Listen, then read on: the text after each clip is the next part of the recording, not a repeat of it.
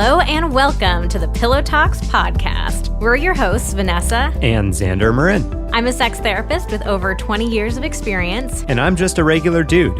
We share the ups and downs in our relationship while giving you step-by-step techniques for improving yours. Make sure you subscribe for your weekly double date full of totally doable sex tips, practical relationship advice, hilarious and honest stories of what really goes on behind closed bedroom doors, and so much more. It's the sex education you wish you'd had.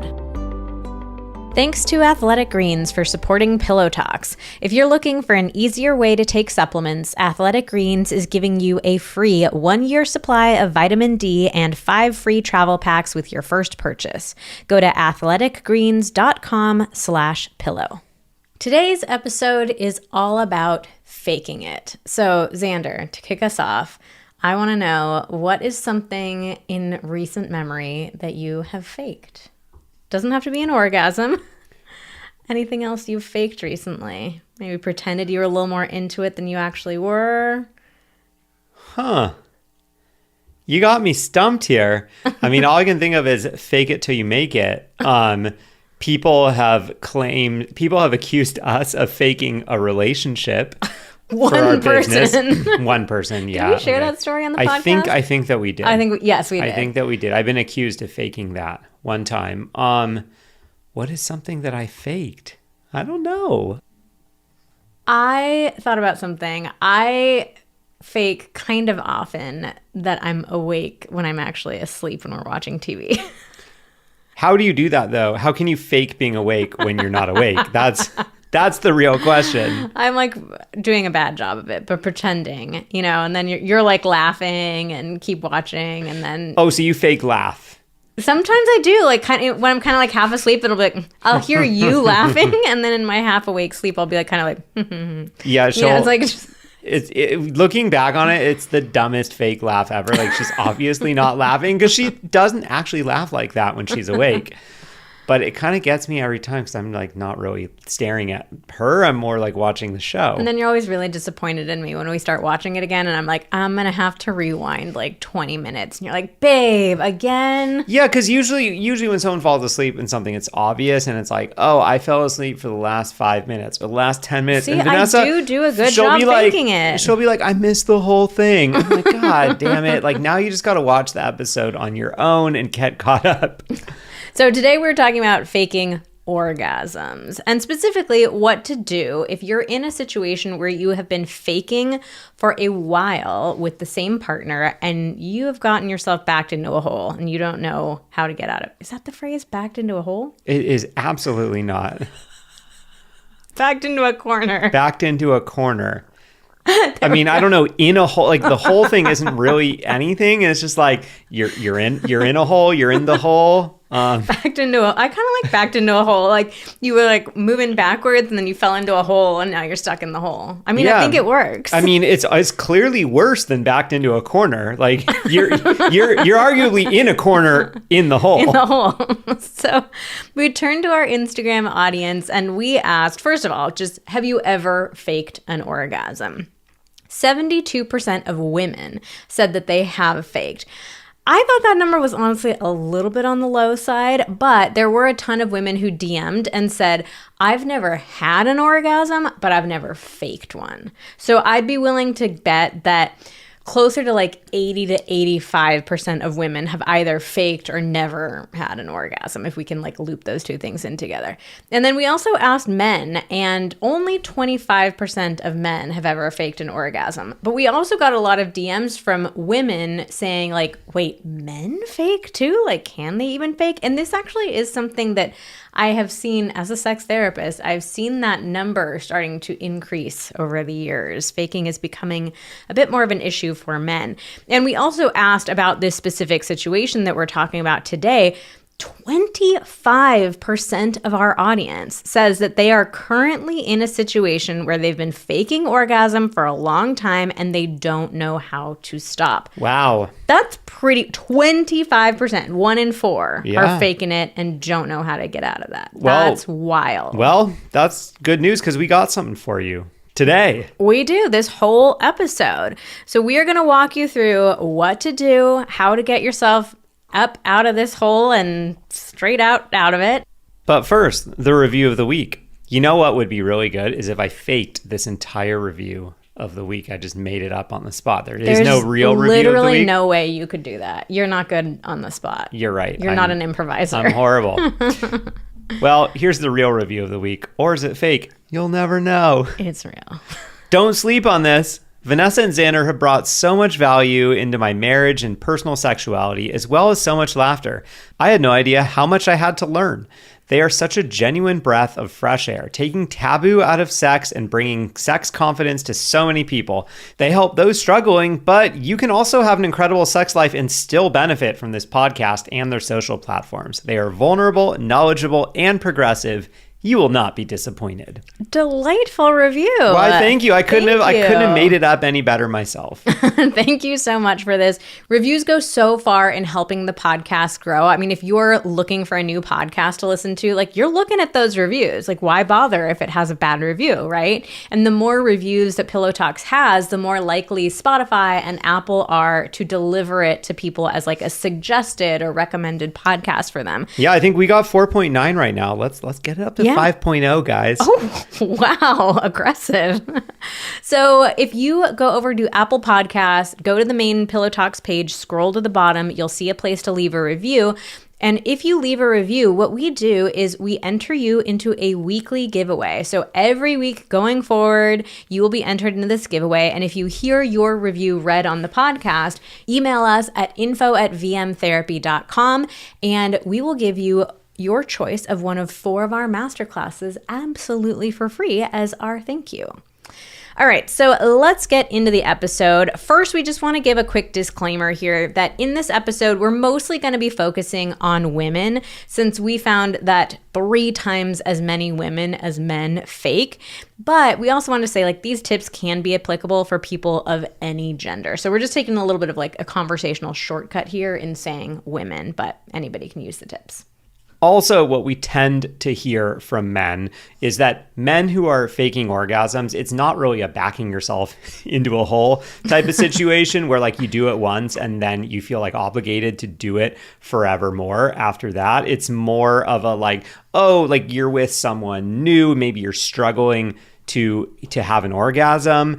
And so you decide, okay, it's not going to happen right now, but like, I don't want to have to tell them it's not going to happen. So I'm just going to pretend or something like that. Mm-hmm. But I think most guys who are faking, it's like, it happens, occasionally, or maybe once or twice early on in a relationship when you're still getting comfortable with things. Mm-hmm. But we typically don't hear from men who are like, oh yeah, I do this every time. We don't ever hear from men like, oh, I've never been able to orgasm, so I just fake it, which is kind of the key difference between what we hear between men and women. Whereas for women, it's like, I don't really know how to reliably get there, or I've never gotten there. Mm-hmm. But once I started faking, then it felt like I had to continue faking because my partner expected that I did know how to do it and that they were doing it to me. Exactly. And one other thing that I want to say too is that I have been there. Like, I faked my orgasms for many, many years with like a lot of different partners. And we have a whole podcast episode where I talk about my story with orgasm. You can scroll back and check that out. It's actually one of the pretty early ones. But I just want to share that again here. Like, this was my situation for such a long time. Like, I actually could get there on my own, but I really struggled to get there with partners. And we're going to first talk about why it is that we fake, and pretty much like every one of these reasons was a reason that I faked at one time or another. So let's talk about why it is that we start faking orgasms. How do we back ourselves into the hole? How do we back into the hole? So most people start faking orgasms at the beginning of the relationship. And I think it's because it just feels easier to fake at the beginning of a relationship. Like, when you're first starting to hook up with somebody, be intimate with them, like, you want it to feel like there's this amazing chemistry between the two of you. Things are just clicking. It's easy. It's natural. You definitely don't have to talk about it. And so it can just make it seem like faking it is the best thing to do. Like, it just fits into that pattern of making things feel like they're just flowing, right? Yeah, I mean, I think there's a dynamic, in male-female relationships where it's like, like you want to show the guy that he made you come because it makes him feel good, and it's sort of it's what we'll talk about that. Yeah, in a sec. it's like what we expect a sexual situation to like how we expect it to unfold and how we expect it to conclude. And so in order for it to be good, that's how it has to happen. Yeah. We put a question box up on Instagram and we asked women, like, what are the reasons that you fake? So we're going to read out some of the answers.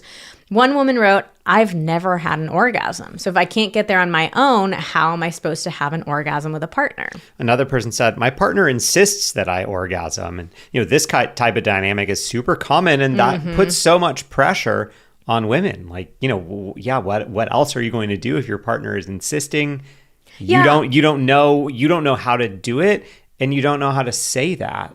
Exactly. I mean, we talk a lot about one of our golden rules, which is that everyone who wants an orgasm gets an orgasm. But there is a fine line here between like being a teammate and helping your partner know, like, I care about you, I care about your pleasure, I want you to have a good experience.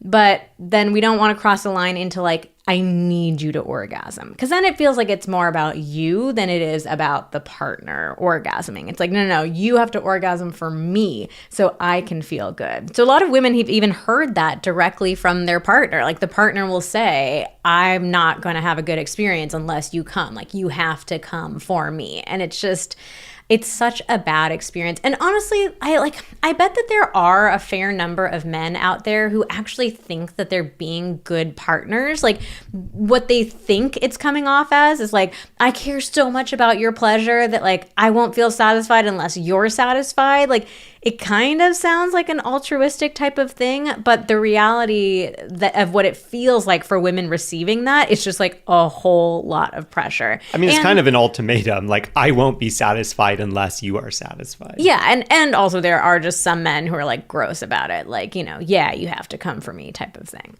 We also have the flip side of the coin, which is partners who don't seem to care that much about the woman's pleasure. So whether that's, they're never spending any time focusing on her, or they're just, making it all about them and their orgasm. But there were a lot of women who said, yeah, it just feels like my partner doesn't really care. They don't make any sort of an effort. Other women said, I feel like I just take too long to have a real orgasm. And I think this is like, we kind of like set a time limit in our heads. Like, this is how much time I deserve to get, or this is just how much time I have. And if I exceed that amount of time, then I got to fake it, or I just don't feel comfortable taking up that space anymore. And there are a couple of different scenarios that one can happen in. So one is if a woman has never had an orgasm before or can't orgasm with a partner. So let's say your partner's focusing on you, then there's this pressure of like, oh God, like my partner has their heads down there, their fingers, like, I gotta hurry up. I don't want them to like have to take too long. I don't want it to be too difficult, too much effort for them. And the irony here is that a lot of us get pretty freaked out about taking too long after a very short amount of time. Like, I remember coaching women earlier in my career and asking them, like, how long do you think you give yourself before you tell your partner, like, it's okay, it's fine, like, move on, or you fake it? And so many women were like, if I'm honest, like maybe a minute, maybe 2 minutes. So that's one scenario. And then the second scenario is there actually are a decent number of women who can have orgasms with their partner, but they put this pressure on themselves of like, oh, well, but it takes too long. It takes too much effort. It's just too much in general. So even though they can have orgasms, they're faking them because they feel like they're not worthy of taking up that space. The next reason that we fake is because as women, we've been socialized to put others' needs above our own.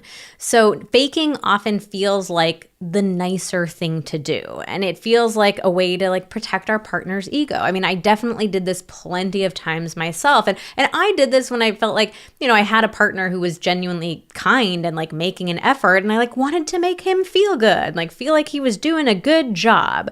So we got a bunch of quotes from women who said that they fake because of this whole ego aspect. One woman wrote, I married very young and faked with my ex-husband. It's what I thought I had to do to protect his ego. Another woman said, I don't want my partner to feel like they're doing a bad job, even if they are.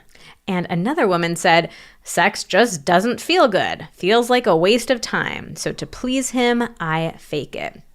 And similarly, like we're socialized to believe that the man's experience is more important than the woman. So for a lot of us, it's like, yeah, I want him to feel good. I want him to feel like he did a good job. I don't want him to have to worry or take too much time or make too much effort.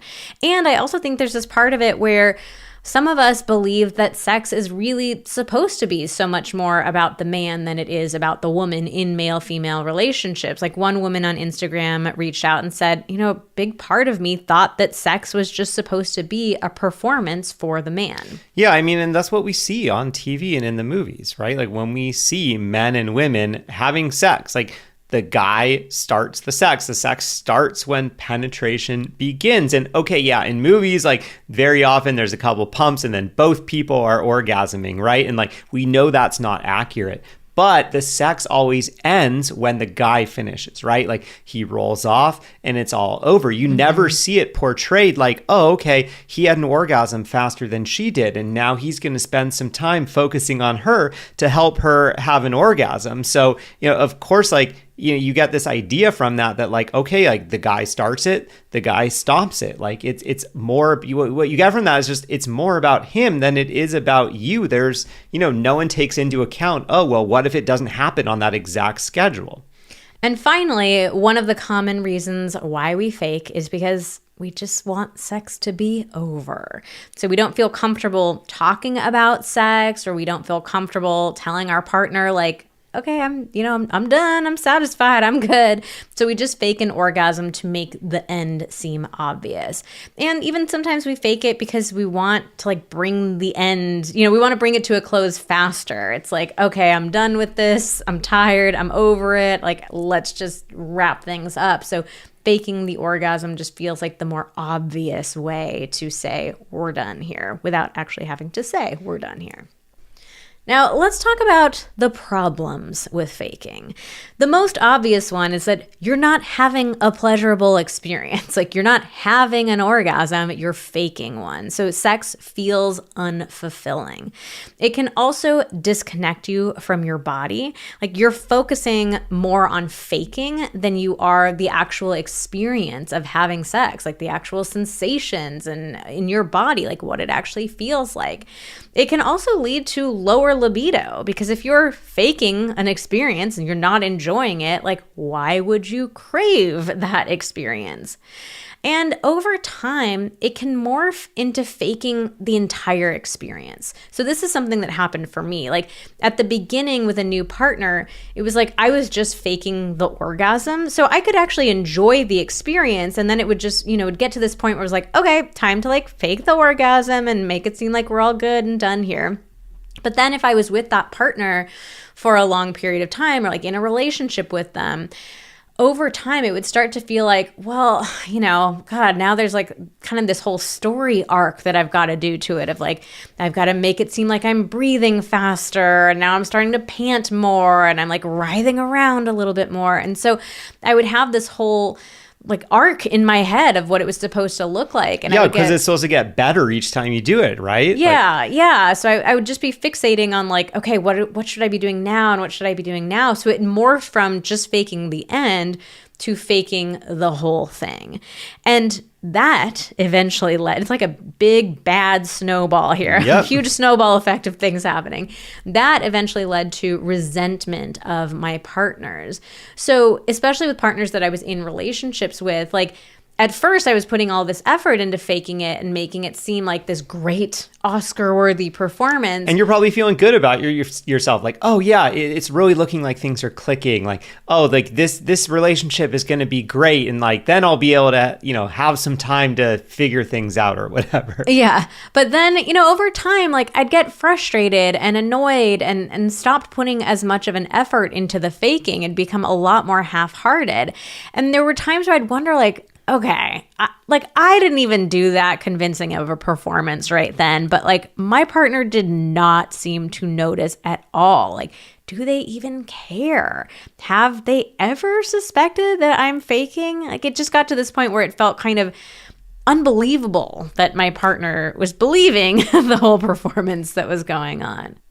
And finally, maybe the most important one, you're sabotaging your ability to actually have an orgasm with your partner, right? Because like Vanessa said, you're focusing on, okay, how soon am I going to start the performance, right? You're wondering, how long has it been? You're not feeling comfortable with taking up any time or space or trying anything different from what you normally do. So like, how could you possibly expect to have an orgasm when the entire time you're focused on faking it or thinking about, what is sort of required in order to fake it, right? Like, so yeah, like you're definitely not ever going to learn under those circumstances. And on the flip side, your partner is learning some very incorrect feedback about what it is that you actually like, right? Because you're literally just 3 pumps. Yeah, cool. like you're literally reinforcing to them what you are doing is working for me. And I know for a fact that what they're doing is not working for you since you're faking it, since you're listening to this episode, right? So like they are never going to think to try anything different. They think they're doing a great job. And I'm sure I've been through this myself. Like I know the numbers now on how many women fake orgasms, and I understand all the reasons. And I am 100% sure that I have been with plenty of women who faked orgasm with me, and I don't hold it against them. I completely understand. It's the deck is really stacked against you. But what I do wonder is like, how much better could I have been with my own technique, with my own confidence in, what options were available had I known what was really working or what was not working in relationships. I really do wonder, if like I ended up just having more sex that was really just for me and not really for my partner, but I had no idea. So that's definitely something to chew on. You're kind of hurting yourself and you're hurting your partner, and you're ensuring that nothing will change unless you change the faking. Before we go any further, we want to take a minute to thank Athletic Greens for their support of Pillow Talks and let you know that they are offering you a free 1-year supply of immune-supporting vitamin D and 5 free travel packs with your first purchase when you go to athleticgreens.com/pillow. So we are just getting back from a trip. We've been taking Athletic Greens at home for over a month now, and we brought those little travel packs with us on the trip. It was great. Yeah, they were super convenient. I mean, I think we have all had this experience with travel. When you're out of your space, it can be harder to take care of yourselves. I mean, like packing up a whole bunch of supplements and, it just gets complicated. You're not on your routine. You forget to take stuff. And so these travel packs were just so convenient and easy for us. Like every morning, we just had a little water bottle, opened up 1 travel pack each, dumped it in the bottle, gave it a little bit of a shake, and just drank it. And it was so simple.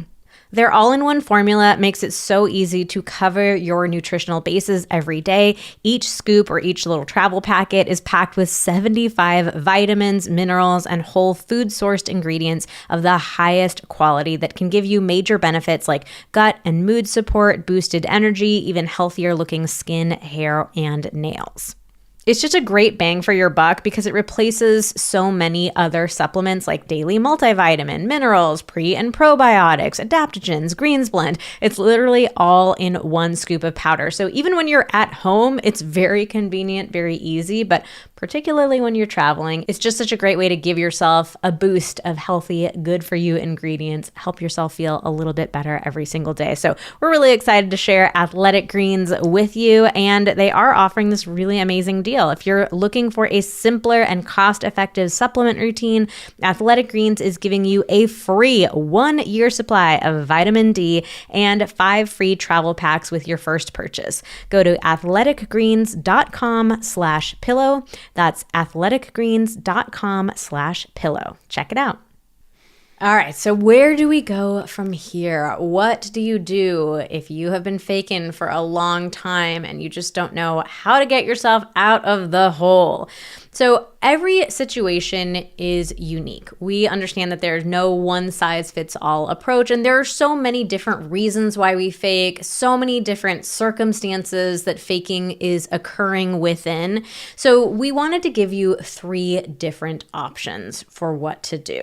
We'll go over all 3. We'll tell you the pros and cons for each, and we will leave it to you to decide which one sounds like the best fit for your unique relationship. Number 1 is definitely the rip the Band-Aid off approach. If you hear number 1 and you're like, oh my God, I can't possibly do that, like, don't turn off the podcast. Don't worry. We have 2 other options. But like Vanessa said, every single one of them has pros and cons. So number 1 might feel a little like get people scared about option 1. Hey, it might feel a little like heart-wrenching, but there are some serious pros to number 1 as well. I'm just trying to set the people up. Getting them nervous before they even hear what it is. Well, yeah, I'm just trying to say, hey, you will feel nervous, but there's some very good reasons to go head first into this one. Okay, so option 1 is to come clean to your partner. Let them know that you have been faking it. And yes, we know that sounds really nerve-wracking, especially if you've been in a relationship with somebody for a really long time. Like, the longer you've been in a relationship, obviously the harder it is to say, hey, I've been faking it this whole time. But what I think the most important thing for you to remember is that you did not start faking orgasms to be a jerk. Like, nobody is like, okay, I'm going out with this new person. I think we're going to have sex for the first time. You know what I want to do? You know what would be really fun? You know what would be so fun is like, I'm going to just start faking orgasms. Then I'm going to get into a relationship with them for 10 years. I'm never going to enjoy the sex. Then I am going to drop the, what is the phrase? Drop a bomb on them? Drop a bomb on them. I was like, the anvil? I can't remember. Drop the bomb. Drop the anvil. That's a Is that a thing? Yeah, you can drop an anvil. I'm going to drop an anvil bomb on them and tell them I've been lying to you for these entire 10 years. Gotcha, sucker. Like, joke's on you. Obviously not. Like, actually, well, no, joke's not on you. They've been having orgasms for 10 years and you haven't, so... Never mind. That is obviously not the situation. Like, you started faking for very understandable reasons. Like, it felt like the kinder thing to do. You had misinformation about how female orgasm works. Actually, that is another reason why we didn't mention. Oh, yeah. Oh my God. Okay, back up. Rewind. So we're fed all this BS, about like, oh, female orgasm, it's so difficult. It takes so long. Where's the clitoris? Does it even exist? And, when you see sex on TV and in the movies and in porn, women are always orgasming from 3 pumps of intercourse, when that is not the reality of how orgasm actually works. So we just have to do a quick little detour to mention that one there. Like, that was probably, played a part of why you decided to fake. Like, isn't it supposed to work this way? Like, is something wrong with me if it's not? So I guess I better just fake, because I don't want to have to like acknowledge that, this is not how I orgasm. This doesn't work for me. So anyways, all of that to say that, you faked it for understandable reasons, and it can be really valuable to share that with your partner. So when you're telling them, hey, I want to come clean, I want to tell you something difficult, like, I have been faking orgasms with you, and it's because of these reasons. Like, I never wanted to hurt you.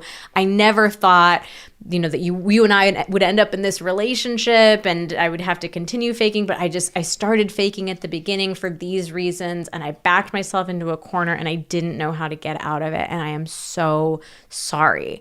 And then tell your partner, like, I want to come clean to you, even though this is so hard for me to say. I know it's hard for you to hear, but like, I wanted to come clean to you because I want us to be on the same team.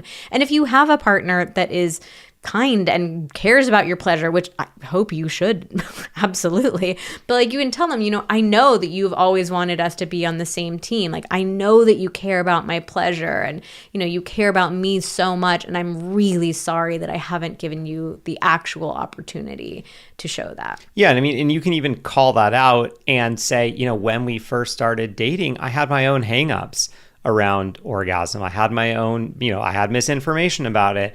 I had my own insecurities. I didn't feel comfortable taking up too much time or space, even though I know that from the very beginning, you were saying things about like wanting to prioritize my pleasure or spend more time on me. I didn't think I was deserving of that. at the time, but now I realize that I am deserving of it. And so I want to come clean about this, and I want for us to make a change. Yeah. So you're going to have to allow your partner some space for their feelings. Like, the end of the day, you have lied to them. And I say this with zero judgment. I did a whole lot of lying to my partners as well. So, that just is the reality. Like, you have told them a lie, and they're probably going to have some feelings about it. They're probably going to feel sad, confused, hurt, betrayed. And so it's your job to sit with those feelings, to allow those feelings to be there, and just to keep telling your partner, I understand your reaction. I have space for your feelings. I'm here. And also, just I would want to make sure you have the expectation that this may not be resolved in one single conversation. It may be a lot for your partner to take in, especially if it's been a number of years or, 10, 20 years of oh, wow, this is a lot for me to process, and trying to understand, why it all happened, and just kind of, you kind of need to reprocess all these experiences that you've had in the bedroom, and kind of come to terms with, oh, okay, I guess that didn't really happen that way, or it wasn't really, as good for you as I thought it was. And it might be something where your partner needs a couple of days to kind of sit with that. And so, I think that sometimes we can get into things like this that feel, this feels like, oh God, this is such a big thing that I'm going to say. And we can get really kind of single-mindedly focused on this feels so uncomfortable to bring up. So I need to I need to come away with a conclusion to this, in this one conversation. And I do think it's important to recognize when you take this approach, it's really not in your control, how quickly the situation resolves. But I do think that, if you can give your partner the space to have those feelings for, however long they need, that, that it will come to a conclusion quick. Okay, so obviously this is an intense option, but the payoff is very high, because this is the option that gives you the clearest, cleanest, best opportunity to reset your sex life and to start having the kind of sex that is actually going to prioritize your pleasure and help you have orgasms. So it's and you're going to have orgasms way faster. Oh yeah, way faster. So you're clearing the slate, you're starting fresh, you're getting a jump start on the other two options. So the cons are challenging, but the pros are very, very high. So that is option one. Okay, option two. If you're listening to option one and your palms are sweating, your heart is racing, no way in hell can I have that kind of uncomfortable conversation with my partner, we gotcha. We have two other options that don't include coming clean. So option number two is to stop faking. And what you can do is say to your partner something like, I've just been noticing that what used to work for me, it's just not working as consistently anymore. And if you can have orgasms on your own, you can even say that about your masturbation. Even when I'm on my own, I'm having to try new things and experiment a little bit because my old standbys just are not really doing it for me anymore. So yes, it is a lie, but it's a gentle lie. It's giving your partner a little bit of an out, and giving you the opportunity to reset and to try different things with your sex life, but without having to tell your partner, I have been lying to you. So it's kind of turning it into it's not you, it's just something I've been noticing about myself. And it's not you, it's me. And that genuinely is true. Throughout our lives, what we like and what we respond to are going to change. So this is actually one of the biggest challenges that we see for couples in long-term relationships, is that the longer we've been together and the longer we've been having sex, the more narrow our definition of sex starts to look. So I think most of us in long-term relationships, we can script out what sex looks like. Exactly the moves in exactly the order. And we just kind of repeat things over and over again, even though, to be totally honest, both of us are kind of bored by the routine. So this gives you the ability to shake things up, try new things, explore new techniques with each other, which is something every couple should be doing. But it's just, in a way that's going to allow you to explore your pleasure. So you can also say something to your partner I would love for us to explore other techniques or other ways of bringing each other pleasure. And say this in an exciting way, not in a oh, I guess like it's just not working, and so we have to like do new things. Like it's like, yeah, let's bring each other pleasure. Let's like try some new techniques. Let's shake things up a little bit. Yeah, I mean, you get to try new things. And I mean, the other part about this that is true is that you absolutely will have to try new things in order to be successful. Because if the same old sex that you were having was going to work for you, you would be having orgasms magically, but you aren't. And so the reality is you are going to need to try new things. Those new things, eventually you're going to find the things that are going to be working for you. So this can be a great approach there. And that can be another thing to remind yourself of like, okay, like, yeah, there's maybe a little bit of a white lie in here, but it is true that I do need to try new things. I can't keep doing the same old stuff and expecting different results. And that brings us to option 3, which is to introduce the idea of doing new techniques with each other, but without mentioning anything about orgasm in particular. So you're not even saying like what used to work for me isn't working anymore. You're just focusing on you and your partner exploring different ways of bringing each other pleasure. So here's how option 3 works. We have 2 incredible guides. So my personal story was, once I finally decided to stop faking and start having real ones, like it was a little bit of a journey for me. But once I figured that out, I became super, super passionate about teaching step-by-step techniques for increasing pleasure. Because here's the thing, like we all feel like we're supposed to be good at sex, right? Like, I mean, we all want to be good at sex, but where have we ever learned? It's like picking up a guitar and feeling like, oh, I'm just supposed to be good at playing guitar. Like, okay, how? Like, what? Unless you've taken lessons, like, how would you have the expectation that you're great at it? Yeah, I mean, I don't know anyone that's taken sex lessons. I don't know where those are offered except for the guides. And on top of that, like, it is not any more complicated or difficult or mysterious than male orgasm. It just requires stimulation of the most sensitive part of our bodies. Shocker. We have really incredible sex, and we are still always learning, always trying new things and having fun with it. Like that's what makes our sex life feel so incredible, is that learning new things feels fun to us. So there are these 2 guides in particular, and we will link to these in the show notes. But we have our foreplay guides, which teach you how to use your hands and mouth on your partner and bring them the ultimate pleasure. And we have our next level intercourse guide, which specifically focuses on intercourse. It covers positions, combinations of positions, and specifically increasing female pleasure so that you are both having a pleasurable and satisfying experience with intercourse. And if you're going to pick those 2 up, actually, you might as well just grab our sexual mastery package because it is actually a little cheaper than buying those 2 individually. And with it, you get both of those. You also get Dirty Talk 101 and you get butt stuff just for fun. So might as well get the whole big package, right? Oh, I mean, who doesn't want the whole big package? Yeah. It's actually a really, really good deal. So we will put the link to check that out. But you can also check out each of the guides individually. But here's what you do. Like, just buy the guides and tell your partner, I got a little surprise for you. I want us to have an extra sexy weekend. And if you're feeling especially nervous about this, make it all about your partner first. At first. So tell your partner, just at first. Just once. You can Only tell your once. partner, I got a little surprise for us. I want to give you the best night of your life this weekend. And it's all about you, baby. Like it's all about you. So use the guides, do them on your partner. And then when your partner's like, holy shit, where did you learn that? That was incredible. You're like, oh, yeah, I got a little something for us to share. So if you get like the foreplay guides, you can show them the one for you. If you get next level intercourse, like you can just look at the guide together.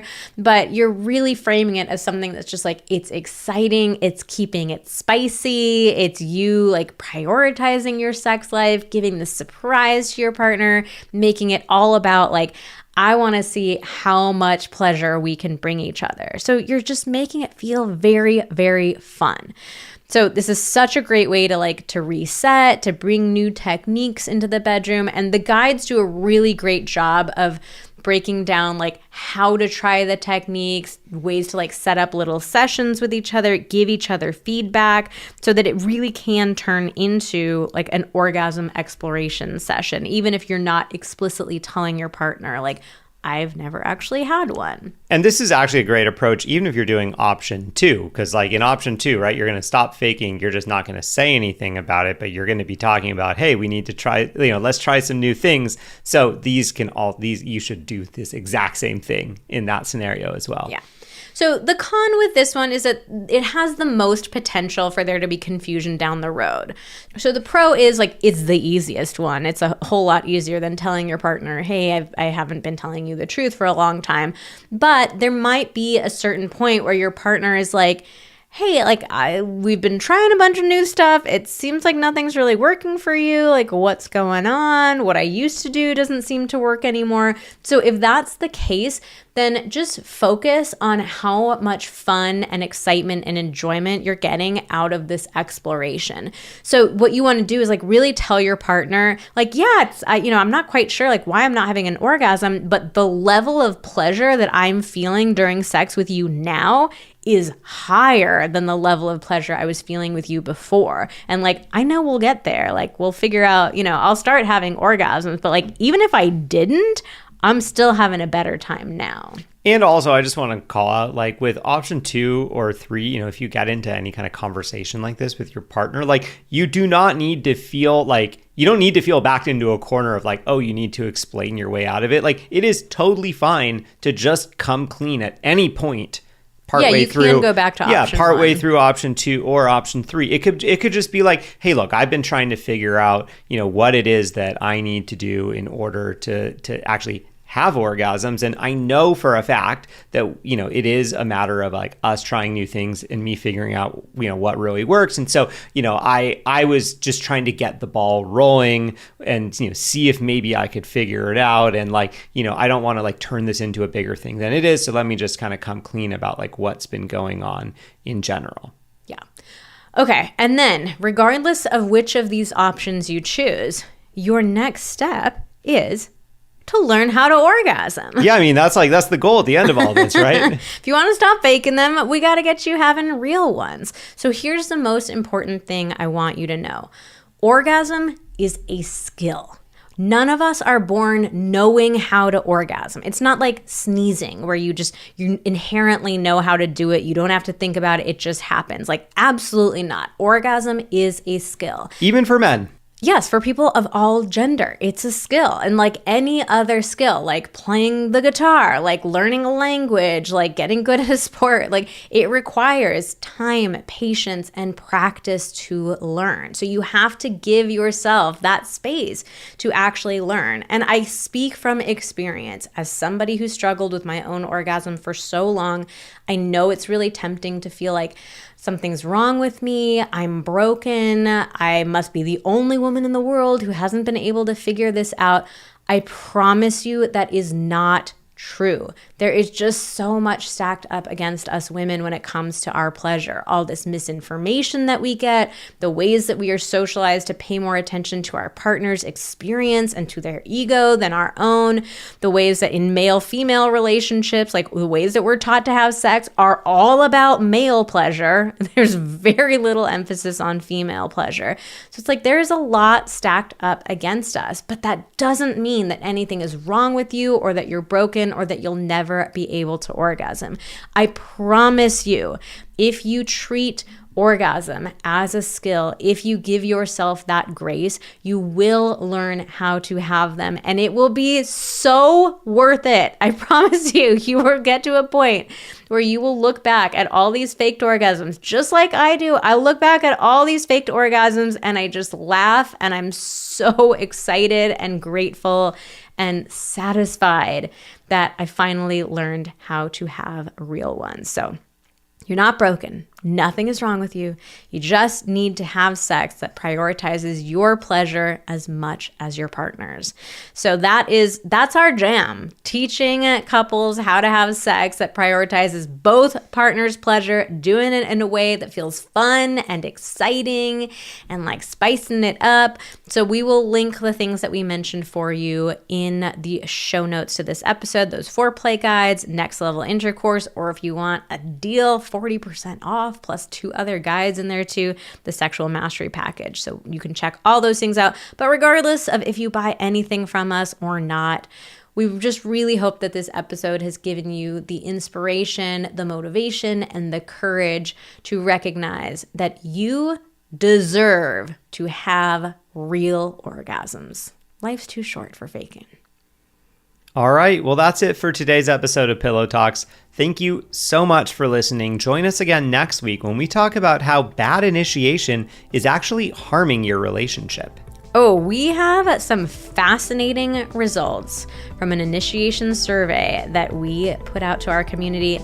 Thousands of people filled it out, and those results are fascinating. Yeah, spoiler alert, initiation is not working so well. Not at all. Not at all. It is terrible. Not the at all. state of initiation in most relationships is terrible. So we're going to break it down for you next week. Oh yeah, we got just what you need to fix it. So listen up next week.